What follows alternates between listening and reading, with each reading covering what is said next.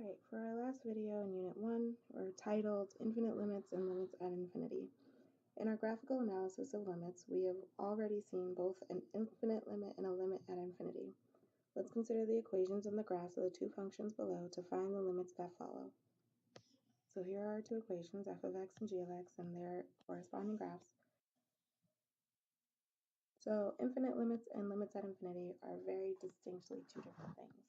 An infinite limit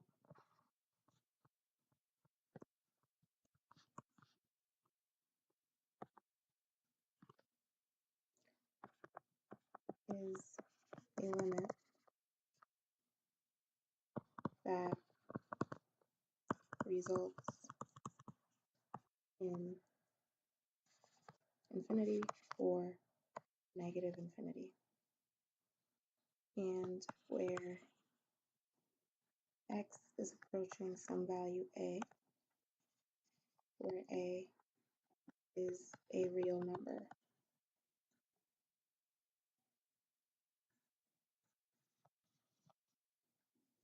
Right? Limits at infinity, however, a limit at infinity is a limit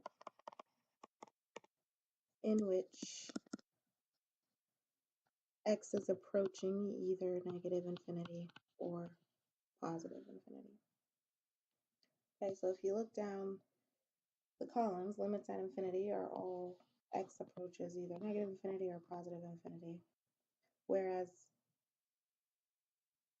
infinite limits are all approaching some number from the left or from the right. Okay, so infinite limits are how we are going to define vertical asymptotes.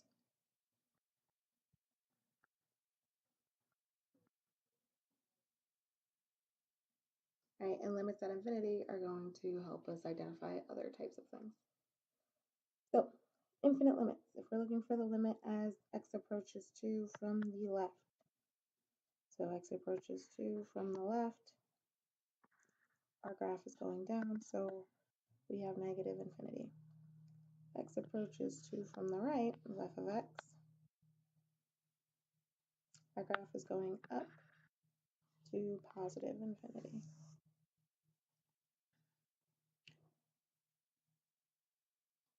So now g of x, if we're looking at x approaches negative 1 from the left, our graph is decreasing to negative infinity. And as x approaches negative 1 from the right, our graph is increasing towards positive infinity. So now, looking at limits at infinity, if we look for f of x as x approaches positive infinity, so f of x approaches positive infinity, f of x is approaching our horizontal asymptote, which is 2.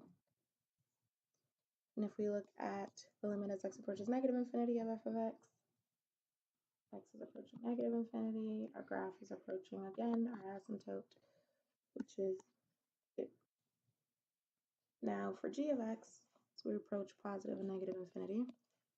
So g of x approaching positive infinity, our graph is approaching the slant asymptote, which is going increasing forever, so that's positive infinity. And as x approaches negative infinity, g of x is approaching again the slant asymptote, which is going down forever, so negative infinity. So limits at infinity tell us end behavior, and that end behavior can lead to either a horizontal asymptote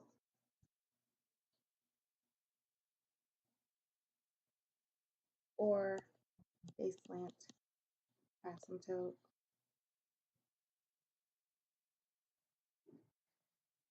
When we're looking at rational functions.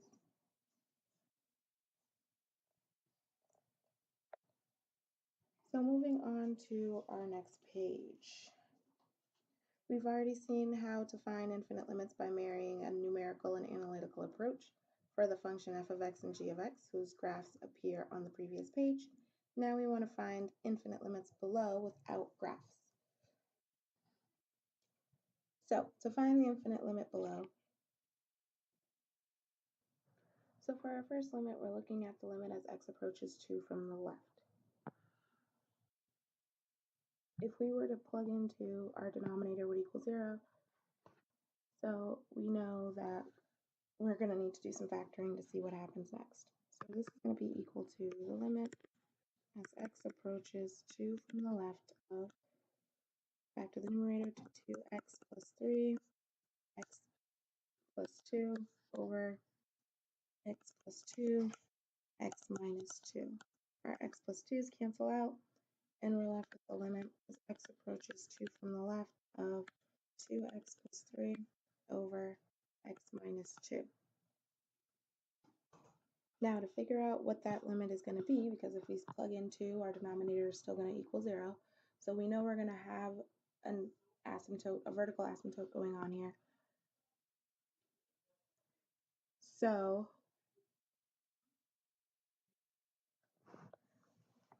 we know we're going to have an infinite limit. So our answer should either be positive or negative infinity. And the way that we're going to figure that out is we're going to create a little table here. Right, so in this table, we know we're looking at 2 from the left, so we're going to pick a value slightly less than 2. So we're going to pick 1.9. Then we're going to plug in and see what happens. If I were to plug in 1.9 into my numerator, I'll get something positive from my numerator. If I were to plug in 1.9 into my denominator, I would get something negative from my denominator, which will lead me to having a negative overall answer. So my answer to this limit is negative infinity. All right, we're going to do one more problem, and that's going to be the problem right below, which is the limit as x approaches negative 1 from the right of x squared minus x plus 1 over 2x plus 2. So again, we're going to factor what we can. So the numerator cannot be factored, even though it looks like it can, it can't. Can't be factored very nicely anyway. And our denominator can be factored into 2 times x plus 1.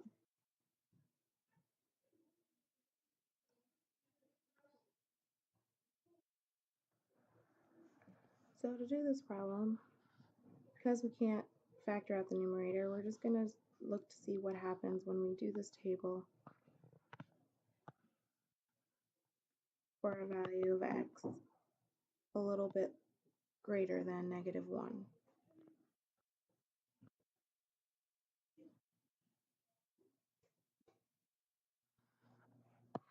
2x plus 1. So an x value a little bit greater than negative 1 is negative 0.9. If we were to plug in that number into the numerator, we would get some positive number. Plug in the number into the denominator, we get some positive number. So overall, we'd have some positive number. We know our value is going to equal either positive or negative infinity because when we plug in negative 1 to the denominator, we still have 0. So our answer is going to be positive infinity. So graphically, an infinite limit will always yield some sort of vertical asymptote. In pre-calculus, we discovered through observation that such a graphical property existed when a factor in the equation would not cancel out of the denominator.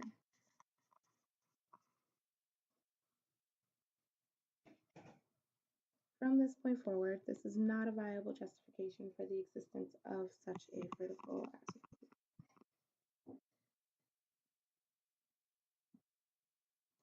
Justification for the existence of a vertical asymptote using limits is now going to be this. X equals A is a vertical asymptote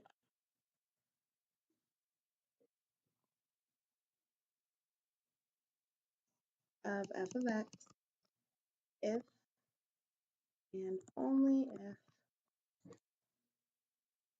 the limit as x approaches a from the left of f of x is equal to positive or negative infinity, or if the limit x approaches a from the right of f of x equal to positive or negative infinity. So for the function below, we're going to look to see if we can find any vertical asymptotes that exist. So first thing we're going to do is we're going to factor this equation. So h of x equals 2x plus 1 times x plus 3 over x minus 1 times x plus 3. X plus 3's will cancel.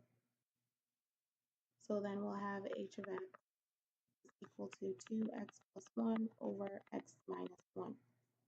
So looking at this, the denominator is x minus 1, so our vertical asymptote will probably exist at x equals 1. That's our possible vertical asymptote. So in order to check that, we need to figure out either the limit as x approaches 1 from the left of h of x, or the limit as x approaches 1 from the right of h of x. So either one of those need to equal either positive or negative infinity. So we're just going to check the left using our table. So we have 1 from the left, so we need a value slightly less than 1, so 0.9. And we're going to plug it into our function to figure out what sign of infinity we're going to get. So we'll have positive value on the top, negative value on the bottom will give me a negative value. So since the limit as x approaches 1 from the left of h of x is equal to negative infinity, then x equals 1 is a vertical asymptote.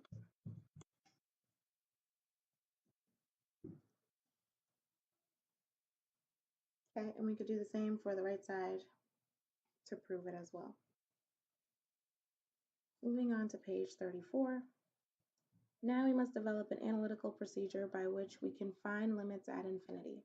Basically, a limit at infinity describes the end behavior of a function. So remember that from pre-calculus.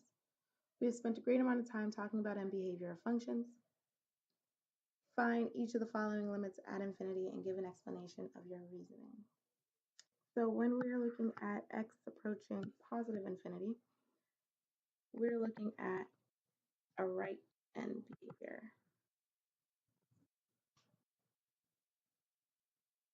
Right? What's happening to our graph on the right side of it.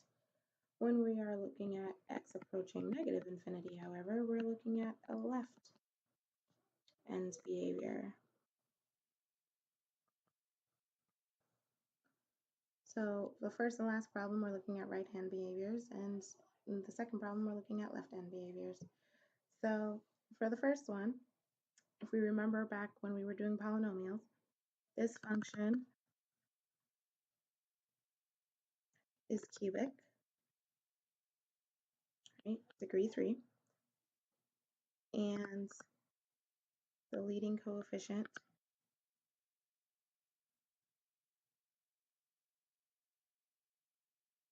is negative.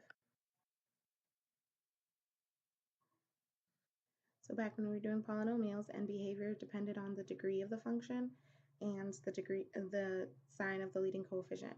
So if I have a third degree polynomial and a negative coefficient, then on the right side,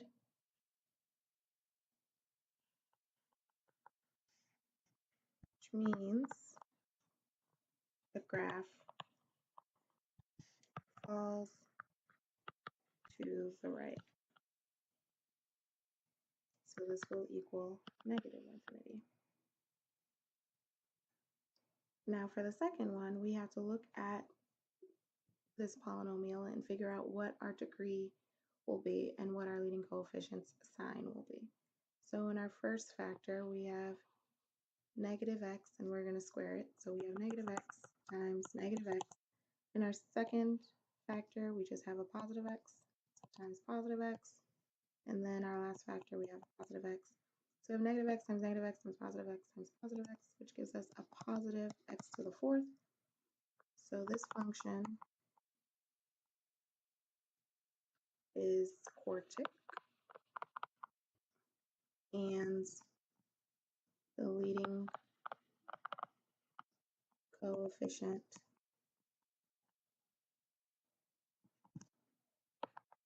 is positive, which means the graph rises on the left. So the limit is going to be positive infinity. And then last but not least, when looking at a rational, in order to figure out the end behavior or the horizontal asymptote, we were looking at the highest degrees of both the numerator and the denominator, right? So since the degrees of the top and bottom are equal, we look at the coefficients of those two values. So the horizontal asymptote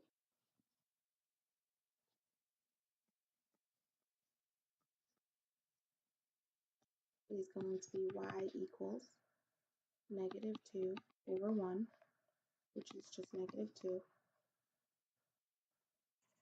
which is what the graph approaches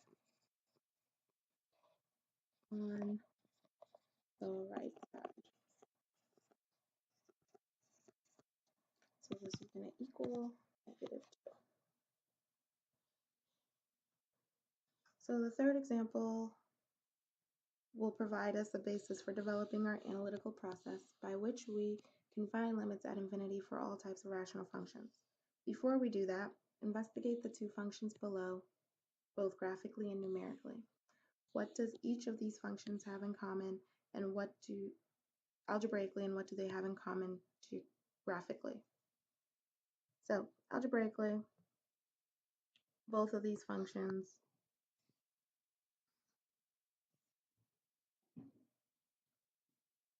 have a degree in the numerator that is less than the degree of the denominator. So algebraically,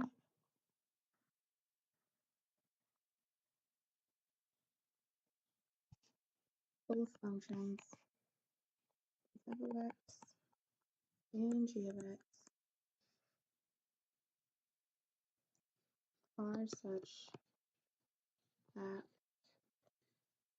the degree of the numerator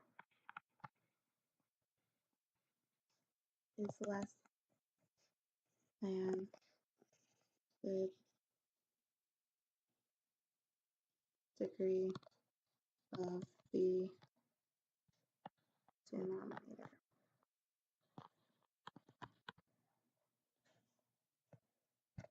Graphically, they both have a horizontal asymptote, and that horizontal asymptote is at y equals 0. So graphically, y equals 0 is the horizontal asymptote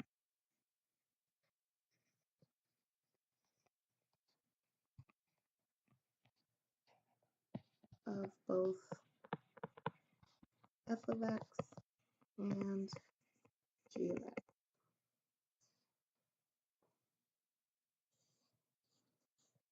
So in pre-calculus, we learned 3 rules for determining the existence of horizontal asymptotes of rational functions.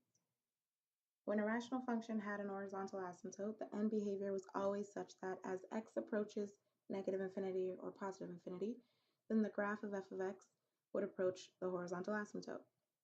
We learned these 3 rules for determining the horizontal asymptote if one existed for the rational functions. We're about to use the idea of a limit in calculus to find out why those rules are such as they are for each function below. We're going to divide every term in both the numerator and the denominator by the highest power of x that appears in the denominator. Then we're going to evaluate the indicated limit. Does the result of each limit make sense based on the graph that is pictured? So let's look at the first one. Our limit as x approaches positive infinity. So we need the highest degree in the denominator, which is x squared. We're going to divide everything by that value. So we're going to have the limit x approaches infinity of x over x squared plus 2 over x squared all over x squared over x squared is 5x over x squared, 6 over x squared. Next, we're going to simplify. So we'll have the limit x approaches infinity of 1 over x plus 2 over x squared all over 1 plus 5 over x plus 6 over x squared. So now we're going to actually take each limit, knowing that the limit as x approaches infinity of 1 over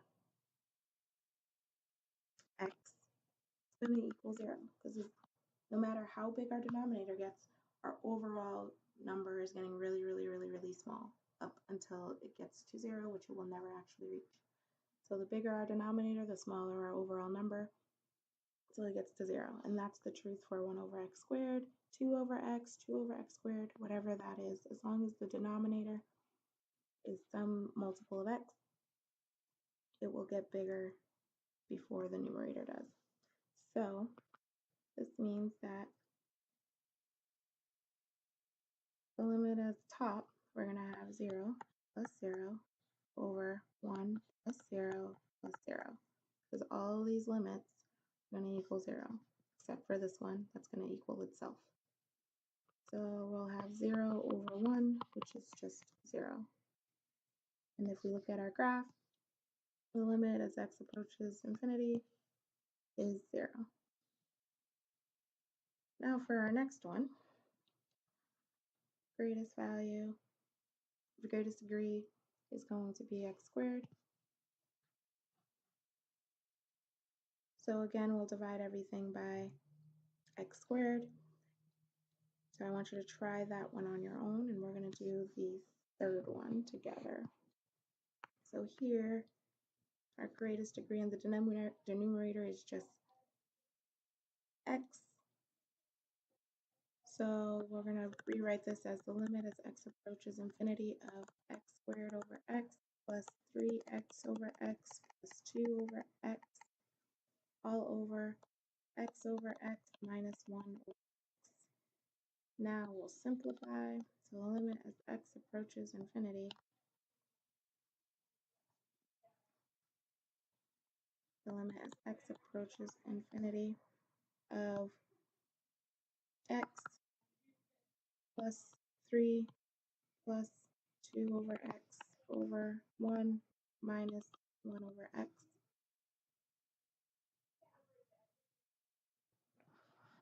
So now we're going to find the limit of each of these. So the limit as x approaches infinity of x is just going to be infinity, plus the limit as x approaches infinity of 3, which is just 3. This turns into 0. And then we have 1 minus 0 at the bottom. Infinity plus 3 is just more infinity over 1. So our answer is just positive infinity.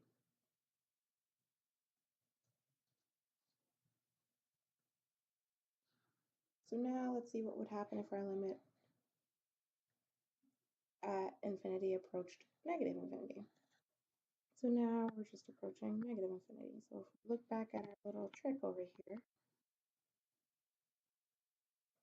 right? So this is just saying this number is getting really, really big, but also negative. So a number that is really, really big in the denominator is still going to approach 0, whether it's positive or negative. So still using the same rule, we're going to take the largest degree in the denominator and divide everything by it. So we'll have the limit x approaches negative infinity, 2x squared over x squared plus 7x over x squared plus 6 over x squared over x squared over x squared plus 5x over x squared plus 6 over x squared. Simplify that out, and we'll get 2 plus 7 over x plus 6 over x squared over 1 plus 5 over x, 6 over x squared. And when you actually take those limits, we'll have 2, 0 plus 0 over 1 plus 0 plus 0, which is 2 over 1, which is just 2. So as x approaches negative infinity, our graph is approaching 2.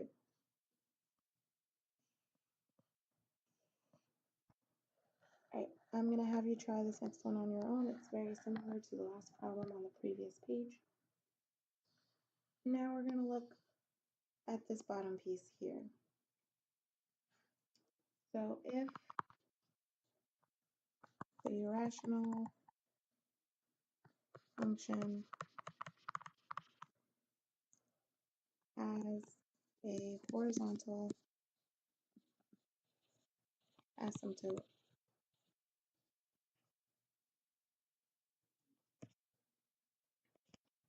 then x approaching infinity or x approaching negative infinity does not make a difference.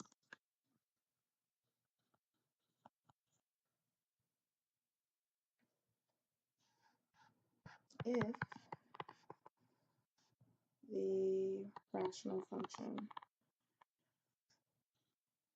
has a slant asymptote,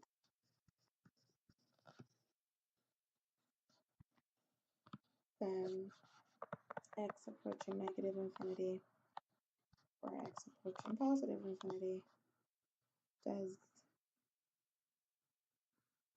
make a difference.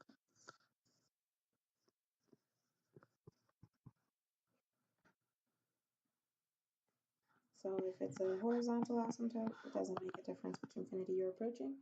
If it's a slant asymptote, it does. All right, so this next page, the graph at the bottom can be a bit trippy, but we'll get to that. So this next page,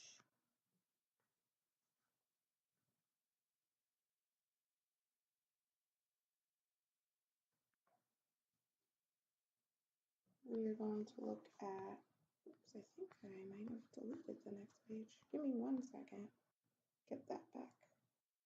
All right, I found page 37. So graphically, a limit at infinity can yield a horizontal or slant asymptote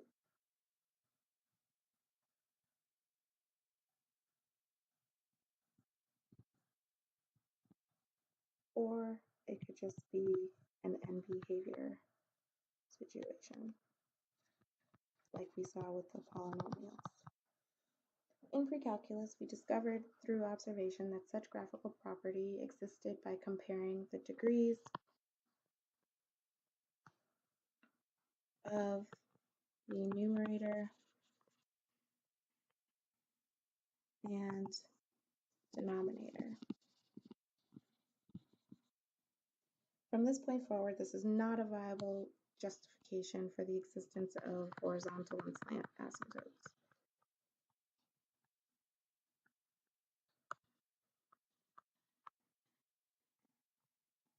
From here on out, in order to justify the existence of a horizontal asymptote, you need to know that y equals c is a horizontal asymptote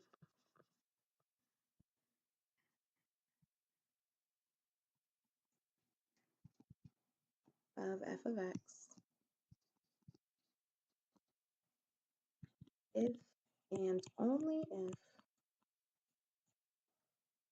the limit as x approaches positive infinity of f of x equal to c, or the limit as x approaches negative infinity of f of x is equal to c. So for the function below, we're going to find the horizontal asymptote if it exists and justify our answer using limits. So we are going to take the highest degree in our denominator, which is x squared, and we're going to divide everything by that value. So we're going to take h of x, and we're going to have 5 over x squared minus 2x over x squared minus 2x squared over x squared over 3x squared over x squared plus 2x over x squared minus 3 over x squared. Simplify that out,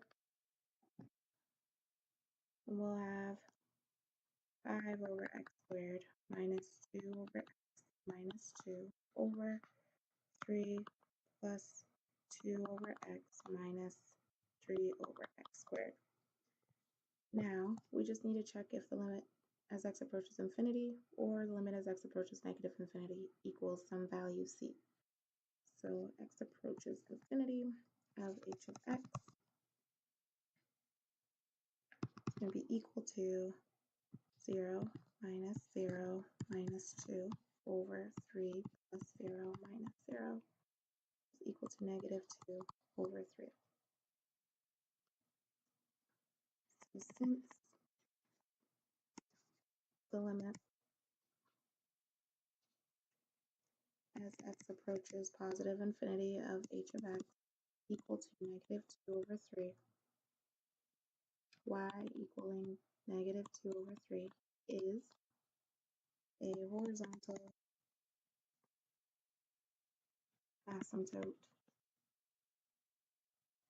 of h of x. We're going to use this justification to prove that this graph has two horizontal asymptotes. So the algebraic analysis described above to evaluate a limit at infinity can be used to find limits at infinity for any type of rational function, even f of x, whose graph is pictured to the right. What is one thing you notice different about this graph of rational function versus the others that we've investigated in the past? So one thing, the graph has two horizontal asymptotes. The other, our graph crosses our horizontal asymptote. So you can write either one of those. There are two horizontal asymptotes, or you could write the graph crosses a horizontal asymptote. And we're going to talk about why that's still considered a horizontal asymptote using this justification. So looking at our graph, the limit from the left, as we go to negative infinity, graph is going to approach negative 2. The limit from the right, as we approach positive infinity, our graph is approaching positive 2. And we're going to prove that using the justifications from above. So before we can do any justifications, we have to remember that square root of x squared is equal to both positive and negative x, right? And we're going to determine when one is more important than the other. So here we want to do the limit as x approaches positive infinity, and we're looking again at the denominator, highest degree in the denominator. We're going to divide everything by that degree. So this is where this statement in the corner becomes really important, because once you take this out of the square root sign, you have to square root it. And since our limit is going to positive infinity, we're looking at x's greater than 0. So square root of x squared is equal to positive x only if x is greater than 0. So in this case, when we square root x squared, we're going to have a positive x. So in order to divide the numerator by x squared, we need to take the square root to get it out of here. So we're going to have 2x over x minus 2 over x divided by the square root of x squared over x squared plus 1 over x squared. So in the denominator, we're still dividing by x squared because we still have a square root sign. Now we'll simplify. So we have 2 minus 2 over x all over square root of 1 plus 1 over x squared. And when we take those limits, we'll get 2 minus 0 over square root of 1 plus 0, which is just 2 over square root of 1, which is equal to 2, which is what we said on the previous page. So now we want the limit as x approaches negative infinity of that same function. So again, take the limit as x approaches negative infinity. Degree of the denominator is x squared. And now when we take the square root of that, right, all of our x values are going to be less than 0. So when we take the square root of x squared, it should be a negative x. So square root of x squared is going to be negative x only if x is less than 0. So we'll divide 2x by negative x minus 2 over negative x over square root of x squared over x squared plus 1 over x squared. Okay, and then we will simplify and we'll get negative 2 plus 2 over x over square root of 1 plus 1 over x squared. And when we take those limits, we'll get negative 2 plus 0 over square root of 1 plus 0, which is equal to negative 2 over the square root of 1, which is just negative 2. So we've just proved that although our graph crosses that number for y, negative 2 is still a horizontal asymptote. So what I want you to do is try these bottom two problems on your own and see if you can figure out what those limits should be. That brings us to the end of the video and the end of all the video notes for Unit 1. So now you have all the notes that you need for your homework and to study for the Unit 1 test.